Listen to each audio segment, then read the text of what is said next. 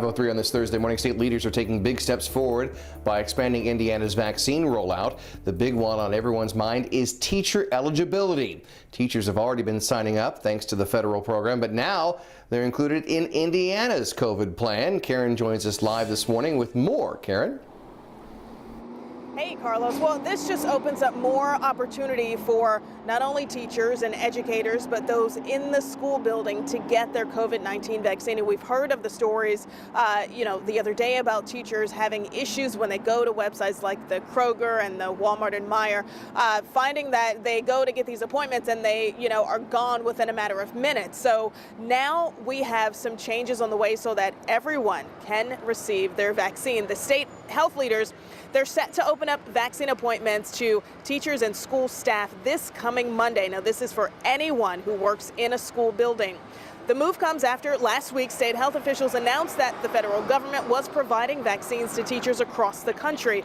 And for 48-year-old Misty Vaughn, she teaches 6th grade at Greenwood Middle School. She couldn't get an appointment through the federal program, so Monday, she says, can't get here soon enough. She's been back in school at 100% for the past 2 weeks. My first reaction was I ran across the hall to my colleague to tell her because she was also waiting. I'm still nervous that I still have to wait until Monday. I feel like at this point, every single day counts. And the state also expanded its list of pre-existing conditions that would make a person eligible to sign up for the vaccine. And just to reiterate, now, this is not just for teachers. This is open for support staff, aides, bus drivers, janitors, cafeteria workers, and subs. Again, anyone who has an affiliation with the school system. So again, this is just another tool, another opportunity for all of us to stay ahead of this fight against COVID-19. Back to you. Karen, thank you. And as we've mentioned, the state has expanded eligibility to Hoosiers with high-risk health conditions as well, like immune deficiencies and chronic conditions. But the sign-up process is a little different. First, you do need to talk to your health provider to see if you qualify and then let them know that you're interested. After that, your doctor will send your information to the state health department. Then the state will actually contact you with a unique sign-up link to book your appointment. Eligibility also opened up to Hoosiers with developmental and intellectual disabilities. The state is partnering with the FSSA to get those appointments set up. And you can now spend more time with your loved ones in nursing homes. The state health department is also increasing nursing home visitation. Visitation times are going from 4 hours to 8 hours during the week. These changes are impacted by COVID positivity rates in each county and if the facility has been COVID-free for 2 weeks.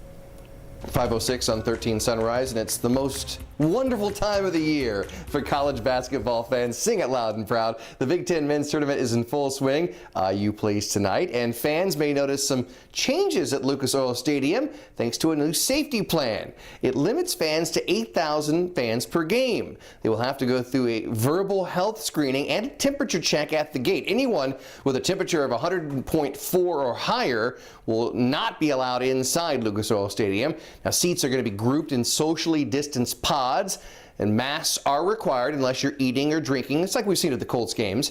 We'll have more about the Big Ten safety plan coming up in the next half hour. And of course, if the Big Ten tournament wasn't exciting enough, March Madness starts next week. The NCAA has yet to finalize its health safety plan with the Marion County Health Department. Now, we do know that venues in Indianapolis are allowing fans at 25% capacity. Only 500 fans will be allowed at games played at IU down in Bloomington. Purdue is capping the capacity at Mackey Arena to 13%. All facilities have a cleaning and disinfecting plan in place. Masks must be worn at all time. Fans will once again be seated in pods. The NCAA also has a contingency plan for teams withdrawing from the tournament due to COVID-19. You can read about that plan on our website at WTHR.com. And we are getting closer to when it comes to getting the next round of stimulus checks in the mail. President Biden expected to sign that $1.9 trillion COVID relief bill tomorrow after the House approved it. Dalia joins us here in studio this morning to tell us what this all means for Hoosiers. Good morning. Good morning to you, Julia. So yeah, what this means for most of you is that you'll be receiving a stimulus check, but the amounts are going to be decided a little bit differently than the first and second round of checks. So let's take a look. Here's a look at who is going to get those checks. That's individuals who made less than $75,000 last year, or couples who made less than $150,000. And you won't get that full amount if you filed as an individual and made between $75,000 to $80,000, or if you're a part of a couple that made $150,000 to $160,000. So that means you won't get any money if you're an individual who made more than $80,000 again, or a couple with more than $160,000. This bill also includes a monthly child tax credit, which is based on your income as well. You will have the option to get monthly payments of $300 for each child under 6, or $250 per child that's older than 6. You also have the option to take that lump sum, but that's when you file your taxes next year. And we know there's been so much back and forth between the aisle on this massive bill, with Republicans saying it's not enough money going directly to COVID relief. Well, that conversation is still ongoing. This bill represents a historic victory for the American people. I look forward to signing it later this week.